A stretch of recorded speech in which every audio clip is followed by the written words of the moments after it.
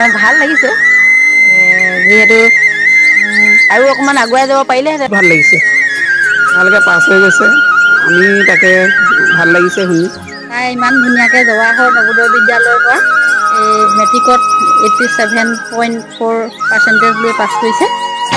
নমস্কাৰ, মই শ্ৰীদেৱজিৎ গগৈ। মোৰ অন্য এটা ভিডিঅ'লৈ আপোনালোকক সকলোকে স্বাগতম জনাইছোঁ। যিহেতু এতিয়া আমাৰ অসমীয়া নৱবৰ্ষই আপোনালোকৰ সকলোলৈকে কঢ়িয়াই আনক সুখ সমৃদ্ধি তাৰে আচলতে সকলোকে কামনা কৰিলোঁ। আজি আচলতে মই উপস্থিত হৈছোঁ ডিব্ৰুগড় জিলাৰ খোৱাং সমষ্টি ৰাংচালি পঞ্চায়তৰ অন্তৰ্গত ৰাংচালি গাঁৱত MC জৱাহৰ নৱোদয় বিদ্যালয়ৰ পৰা এই ঘৰৰ এগৰাকী আচলতে খুব মেধাৱী ছাত্ৰী এই গাঁওখনলৈ আচলতে সুনাম কঢ়িয়াই আনিছে।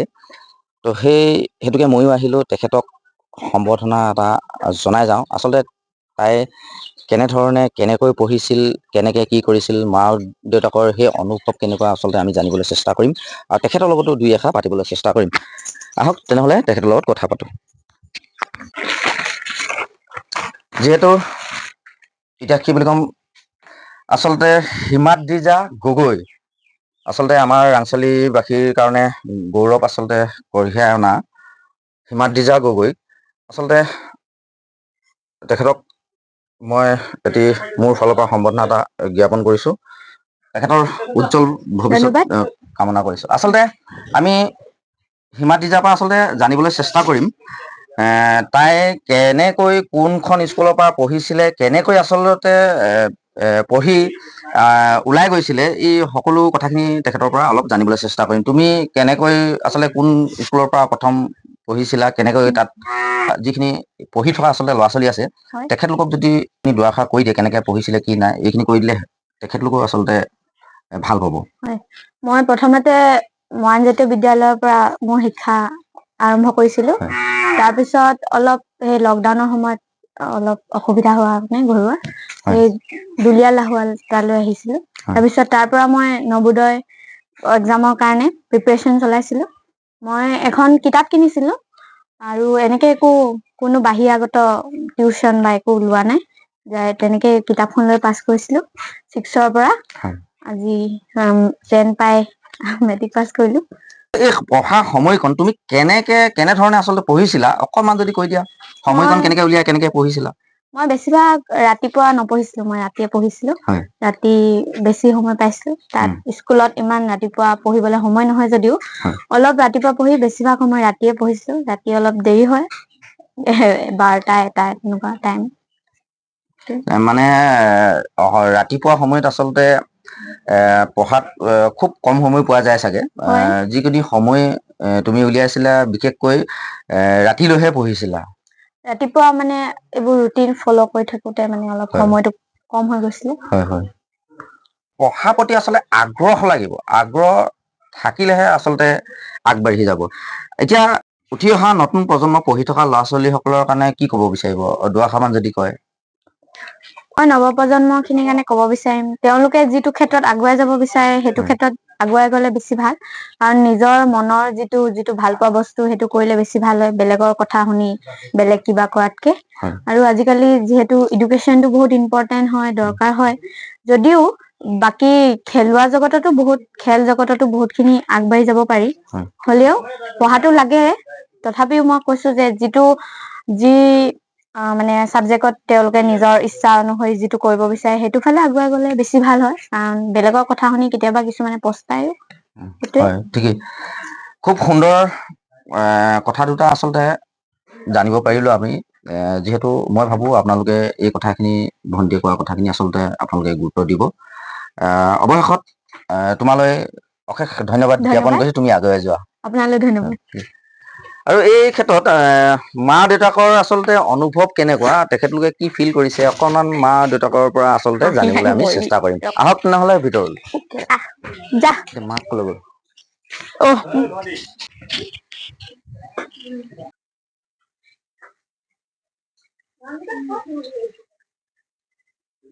যিহেতু কি বুলি ক'ম এতিয়া, আপোনাৰ ছোৱালীয়ে গাঁওবাসীৰ কাৰণে ইমান এটা সুন্দৰ আচলতে সুনাম কঢ়িয়াই আনিছে। আপোনাৰ অনুভৱটো কেনেকুৱা, আজি কেনেকুৱা লাগিছে? ভাল লাগিছে যিহেতু আৰু অকমান আগুৱাই যাব পাৰিলেহেঁতেন কি কাৰণত এতিয়া তাই অকমান পিছ পৰিলে আৰু যিমানখিনি পাৰিছে আৰু পাছলৈ আগুৱাই যাওক বুলি ভাবিছো আৰু। কৰিছিলে তাইক পঢ়ুৱাওঁতে আচলতে আপোনালোকে কিমান কষ্ট হৈছিলে, কেনেকুৱা কি হৈছিলে আচলতে এইখিনি আপোনাৰ পৰা অকমান জানিবলৈ আমি চেষ্টা কৰিছো। তাই পঢ়োৱাত এই জাতীয় বিদ্যালয়তো পইচাটো দৰকাৰ হয় ন, টকাটো মাহে মাহে দি থাকিব লাগে। তেনেকে যোগাৰটো হৈছিলে, কিন্তু মানে এনেই কাগজ কলম কোনোবাই যদি মানে কিবা মৰমতে পইচাও দি থৈ যায়, তাই কেতিয়া বহি বা কিতাপ কলম এনেকে কিনি লয় আৰু। নৱোদয়ত দিম বুলি তেনেকে ভবা নাছিলো, কিন্তু লগৰ ল'ৰা ছোৱালী তাত দিবলগীয়া দিম বুলি শুনত মানে আমালৈ এখন ফৰ্ম লৈ আহিবলৈ ক'লো আৰু। ফৰ্ম লৈ আহিবলৈ কোৱাত মানে আনিলে, তাতে গৈ পিনে ফৰ্মখন জমা দিলো। জমা দিয়াৰ পিছত পৰীক্ষা যেতিয়া হ'ব ফোন কৰিম এনেকে বুলি ক'লে। তাৰপিছত ফোন কৰাত মানে পৰীক্ষাটো দিবলৈ গ'ল, লকডাউন হ'ল। লকডাউনৰ পিছতে এপ্ৰিলত পৰীক্ষাটো হৈছিলে। এপ্ৰিলত পৰীক্ষা হয়, পৰীক্ষা দিয়ালোগে। তাৰপিছত ৰিজাল্ট আহিলে, ক্লাছ ফাইভতে পৰীক্ষাটো দিছে, কিন্তু 6ত ৰিজাল্ট আহিছে। 6ত ৰিজাল্ট অহাৰ পিছত তাত এডমিশ্যনটো দিলোগে।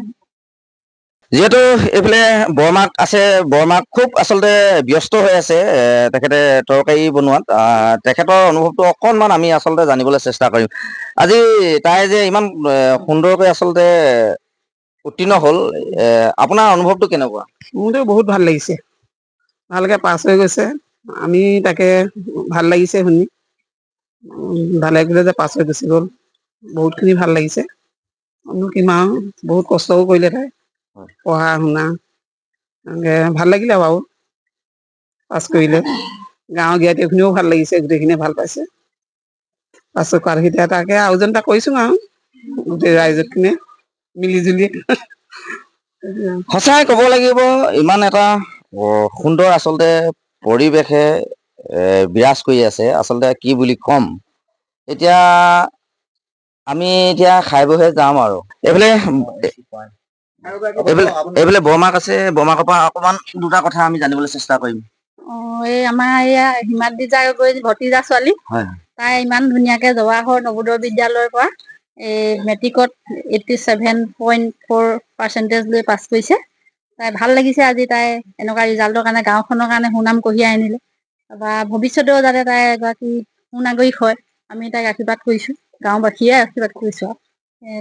তাকে উজ্জ্বল ভৱিষ্যত কামনা কৰিছো তাইক।